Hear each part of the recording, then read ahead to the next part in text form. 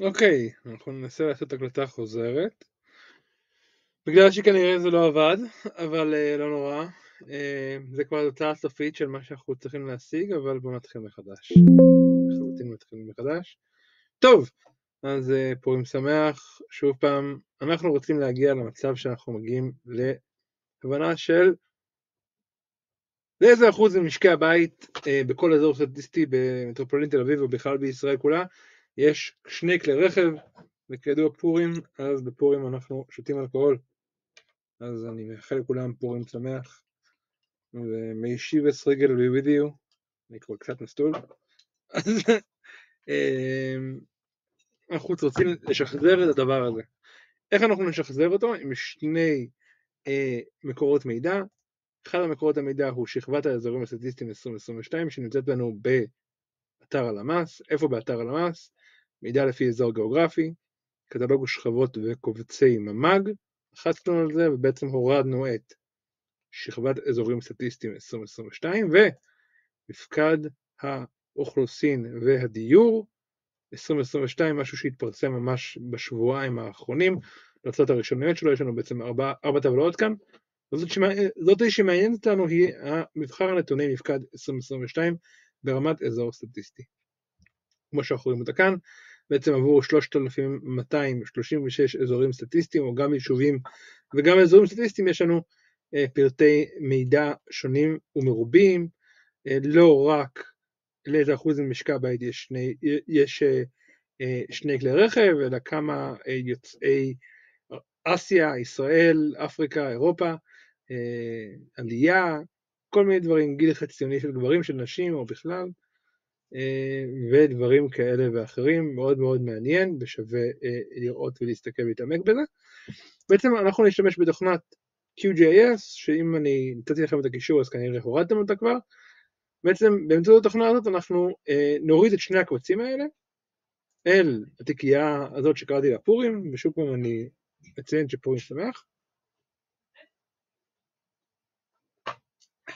ואנחנו בעצם נגרור את ה-CSV שהורדנו מאתר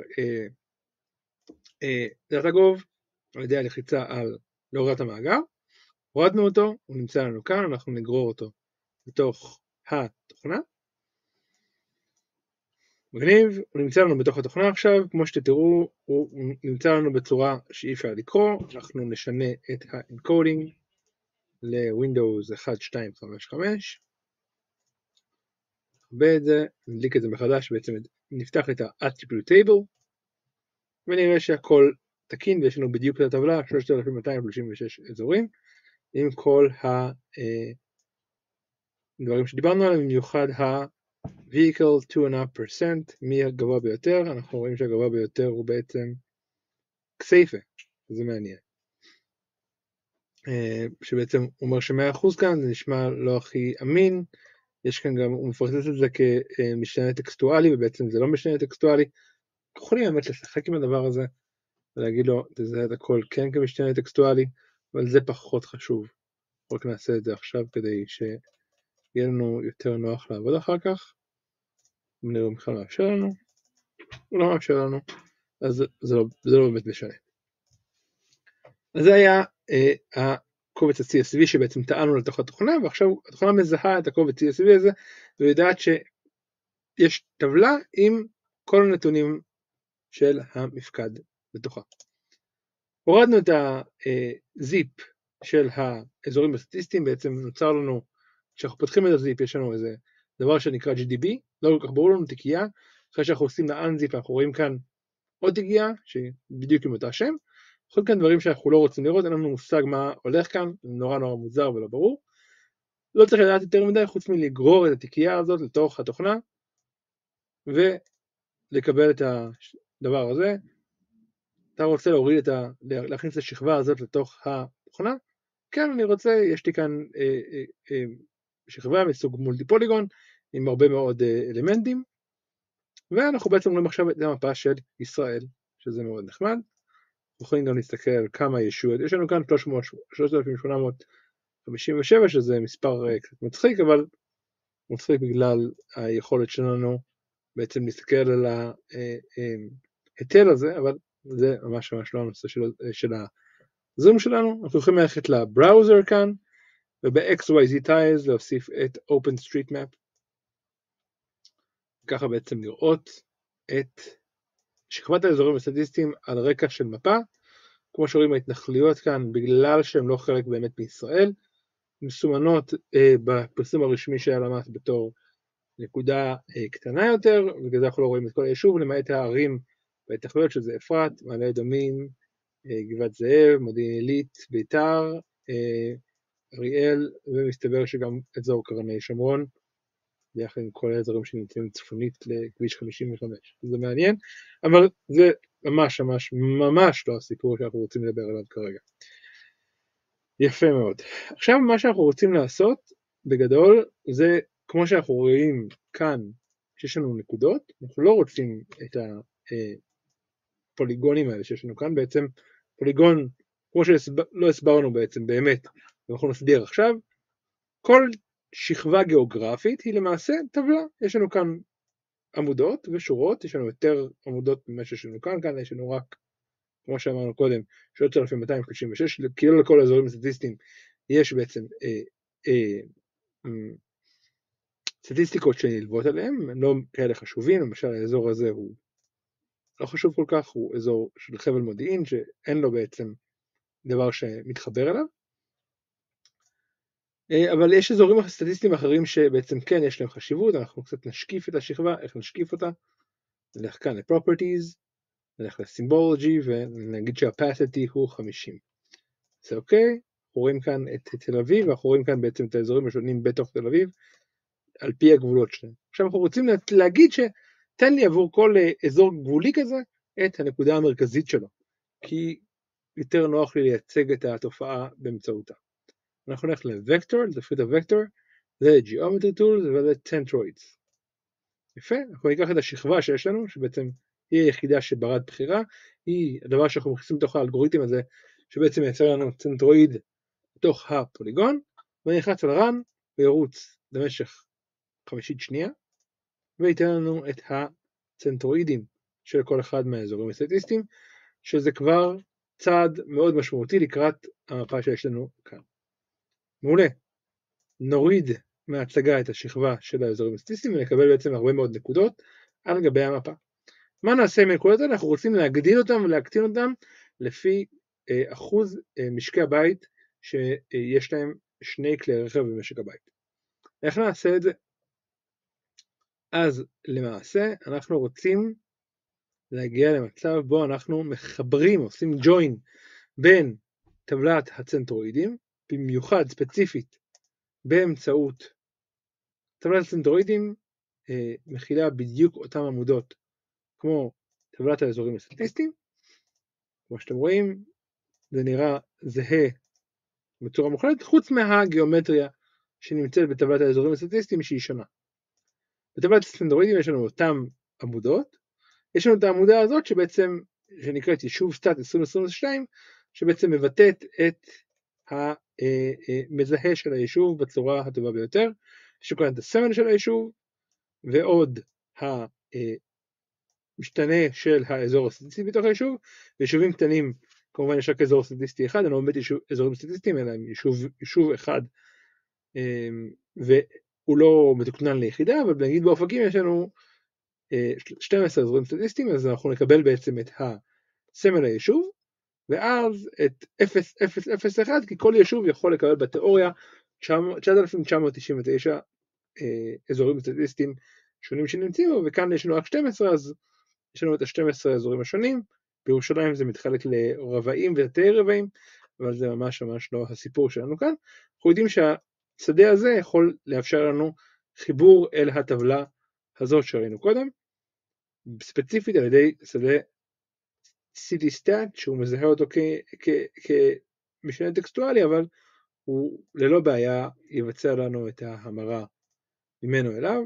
אנחנו נלך שוב על הפרופרטיז של הצנטרואידס, נלך ל-Joins, נלחץ על פלוס, ובעצם נחבר את הטבלה, הוא שואל אותי לאיזה שכבה אתה רוצה לחבר, אני רוצה לחבר A selection of 22 census data at a statistical area level, סבבה? לאיזה join field אני רוצה לחבר? אני רוצה לחבר city-stat, כמו שראינו קודם, ומה ה-target field, ה-target field הוא יישוב סטאט 2022, שזה בעצם שתי השדות שדיברנו עליהם, שבעצם הם איחוד של הסמל יישוב, ביחד עם האזור הסטטיסטי הרלוונטי בתוך היישוב. אנחנו עושים אוקיי, ואנחנו עושים על אוקיי שוב פעם, ועכשיו אנחנו מסתכלים שוב פעם על הטבלה של שכבת הצנטרואידים, ואנחנו רואים שהיא ארוכה בהרבה, והיא מכילה בעצם את כל העמודות שנמצאות כאן. אנחנו כבר ממש קרובים לסיום. איך אנחנו עכשיו בעצם נייצר וניקח את ה-Fs vehicle, זה פחות מעניין אותנו, את המצב שבו אנחנו יכולים לדעת את האזורים השונים שעבורם יש שני כלי רכב ומעלה, למשל באזור הפזורה יש לנו הרבה מאוד משקי בית שיש להם שני כלי רכב ומעלה, ואנחנו רוצים לראות את זה בצורה של עיגולים גדולים ועיגולים קטנים, לפי כמות אחוז משקי הבית עם שני כלי רכב ומעלה. איך אנחנו נעשה את זה? עכשיו שוב נלך לסנטרואידס, נלחץ לכפתור ימני, נלחץ על Properties, נלך לסימבולוגי, ובסימבולוגי בעצם אנחנו יכולים להתחיל לשחק בעצם עם הסמנים שיש לנו. אנחנו יכולים לשנות את הסוג של הצבע שיש לנו, אנחנו יכולים לבחור במקום הצבע הצהוב, צהוב הזה, אנחנו לוחצים על צבע אדום, אנחנו לוחצים על אוקיי, ומשננו את זה לצבע אדום. אנחנו לוחצים שוב על ה-Properties, אנחנו יכולים להגדיל את הגודל של כל אחד מהמרקרים, אנחנו יכולים לראות כאן דוגמית של מה שאנחנו נראה, ובעצם כל המרקרים עכשיו גדולים יותר. אבל אנחנו לא רוצים את הדברים האלה, אנחנו רוצים להשתמש ייצוג משתנה בצורה שונה. אנחנו יכולים להשתמש בקטגוריות שונות, לצורך העניין למשל שמות יישוב שונים, פחות מעניין אותנו, כי אנחנו רוצים להשתמש במשתנה שהוא לא קטגוריאלי, אלא הוא משתנה רציף. אז אם אנחנו לוחצים על graduated, אנחנו מקבלים מעט מאוד משתנים שיש לנו כאן, ולא המשתנים החדשים שבעצם צירפנו. למה זה? אם אנחנו הולכים לקטגורייז, אנחנו כן מקבלים את כל המשתנים, וזה בגלל שהוא הבין את המשתנים החדשים שהוסף לנו כמשתנים טקסטואליים. והם לא טקסטואליים, לצורך העניין המשתנה הרלוונטי לנו, vehicles 2.5%, הוא לא טקסטואלי באמת. מה שאנחנו נעשה זה אנחנו נעתיק אותו, נלך ל-graduated, נלך למנוע ביטויים, ונגיד יש לנו כאן משהו שנקרא conversions, בדיוק כמו פונקציות באקסל, אנחנו יכולים לבחור בפונקציה שעושה לנו to real, מחליפה לנו את זה to real, to decimal, זה גם כן אפשרי, בעצם אנחנו יכולים להחליף את זה למשתנה דצימלי, סוני, ואנחנו בוחרים עם double quotes הוא מבטא שם משתנה, ואנחנו מכניסים את השם משתנה שלנו קודם, ולוחצים על סוגר השני, ולוחצים על אוקיי, בעצם הוא עכשיו יודע שהוא הפך את המשתנה הטקסטואלי הזה למשתנה דצימלי. אנחנו לוחצים על classify, ושום דבר לא קורה. למה? כי כנראה שעשיתי טעות וצריך לעשות לא דצימל אלא to real. real זה גם סוג של דצימל אחר. אנחנו לוחצים שוב על classify, ואנחנו מקבלים בעצם את ההיסטוגרמה הזאת. ההיסטוגרמה הזאת מאפשרת לנו את הערכים השונים שיש כאן, ושוב אנחנו משתמשים בצבע ולא בצורה ולא בגודל צורה. אנחנו נעשה שוב פעם load values, ובעצם עבור הערכים השונים שיש לנו כאן הוא ייתן לנו חיתוכים שונים, וזה לפי החמישונים השונים שיש לנו כאן. אנחנו פחות רוצים החמישונים, אנחנו רוצים pre-breaks, אנחנו רוצים להבין למי יש עד 20, למי יש עד 40, 60, 80 וכו'. לכן נלחץ על pre-breaks, זה classify, וכאן הוא ייתן לנו בדיוק מה שאנחנו רוצים, יחלק לנו את זה בצורה יפה וברורה ומובנת.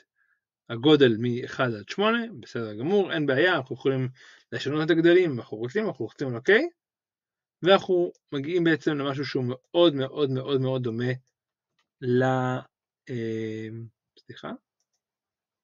לדבר הזה. אנחנו כבר רואים שזה באמת מאוד מאוד דומה, חוץ מהתגיות, שבעצם אין לנו את האינפורמציה לגבי התגיות השונות שיש לנו כאן. אז מאוד מאוד קרוב לסימבולוגי, אנחנו יכולים להעתיק את הדבר הזה, ללכת לדבר שנקרא labels. אנחנו רוצים תגית עבור כל אזור סטטיסטי שונה בתוך הצנטרואידים, אנחנו לוחצים על single labels, אנחנו משנים את ה-value כאן ל-to real, ואנחנו רוצים גם לעשות round, כי אנחנו לא רוצים שהוא ייתן לנו יותר מדי ספרות אחרי הנקודה, אנחנו עושים round 1, כי אנחנו רוצים רק ספרה אחת אחרי הנקודה, אנחנו נלחץ על OK, והנה בדיוק משהו שהוא כמעט זהה. למה אמרתי כמעט זהה? כי מה שמפריע לי כאן זה הצבע. נחזור לסימבולוגיה, ובואו נבקש ממך צבע סגול כזה, נאה, סגול כזה, יפה. בעצם עכשיו יש לנו משהו שהוא כמעט משוחזר אחד לאחד, הסגול כאן הוא קצת יותר כחול מהסגול הקודם, אבל אנחנו יכולים שוב פעם לראות משהו שהוא נראה כמעט בדיוק זהה למה שראינו קודם, וכמובן אנחנו יכולים לראות את כל האזורים בארץ. מה שנפלא כאן לראות זה ההבדל המהותי בין מודיעין ומודיעין עילית, שתי ערים בגודל יחסית דומה. תסלחו לי, פורים היום, אנחנו צריכים לקחת עוד שוט וויסקי.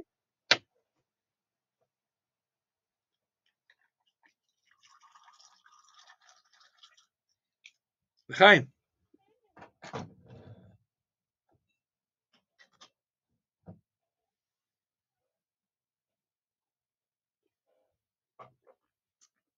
פה שניתן לראות משקי הבית במודיעין עילית, מחזיקים מעט מאוד שני כלי רכב למשק בית, בניגוד למה שקורה במודיעין. אבל אנחנו יכולים לראות את הדפוס שבעצם משתנה בין מרכזי ערים, או האזורים המרכזיים של מטרופולינים מסוימים, לאזורים החיצוניים. תוכנית לבאר שבע, אנחנו רואים ששכונות הקצה מחזיקות הרבה יותר שני כלי רכב למשק בית, מאשר האזורים המרכזיים, וכך גם המצב בתל אביב עצמה, למרות שיש לנו כאן איזה סוג של פאפר מסוים, שמתרחש באזורים של רמת גן וגבעתיים, כמו שבני ברק המצב יורד, אבל בפתח תקווה שוב, במיוחד בשכונות החדשות שנבנו ב-30 שנים, 20 שנים האחרונות, המצב עולה בצורה מהותית, כמובן שגם בגני תקווה. ואנחנו רואים שוב, המרכזי ערים, אזורים שהם ליד אזורים מוטי תחת יותר, כמו האזור המרכזי של הרחובות, אנחנו רואים שוב ירידה בכמות משקי הבית שמחזיקה שני כלי רכב למשק בית, שזה בגדול אומר שרשת הרחובות קובעת את סוג השימוש. רשת הרחובות מאפשרת רמת שירות תחבורה ציבורית מסוימת, ורמת השירות תחבורה ציבורית המסוימת הזאת מאפשרת הורדה של כמות הרכבים במשק בית. בירושלים אנחנו רואים את זה בצורה קיצונית, שכן השכונות החדשות שנבנו לאחר 1967 מסווגות על פי האם הן חרדיות או לא חרדיות. אנחנו רואים שכמות החרדים מושפעת מאוד מכמות החרדים באזור מסוים, מאוד מאוד באה בקורלציה ביחד עם כמות משקי הבית עם שני כלי רכב ומעלה. אנחנו רואים שבאזורים האלה עדיין יש כמות מסוימת של משקי בית שאינם חרדים, באזורים של רמות 0-6 או ג', רמות ב', במיוחד באזור רחוב החורש, רמות א', במיוחד באזור נרות שבת וגם בשכונה החדשה ששווקה לאנשי משטרה. בפסגת זאב אנחנו רואים שהאזור כאן בקצה פסגת זאב לא יכול להיות משורת בתחת, ובגלל זה יש ל-48% ממשקי הבית שני כלי רכב למשק בית. ובנווה יעקב לעומת זאת, למרות שזה ממש בקצה העולם, יש מעט מאוד משקי בית עם שני כלי רכב, בגלל החדירה החזקה של הציבור החרדי שם. אבל בהר החומה, כרגע אין לנו יותר מדי חרדים, יש לנו חרדלים שם, זה כן מוריד את האזור הזה, כשכמובן קרוב לישיבת הר המור, כמו שאנחנו רואים שהיא נמצאת פה, אבל באזורים היותר חדשים, כמו רחוב זיסמן, והאזור הזה, שהוא אזור הכי חדש בהר החומה ד' אם אני טועה, אנחנו רואים חדירה מאוד מאוד גבוהה של שני כלי רכב במשק בית, וכמובן במעלה אדומים, במיוחד בשכונות המאוד מאוד חדשות שם. זהו בגדול, ושיהיה לכם פורים שמח. ביי ביי.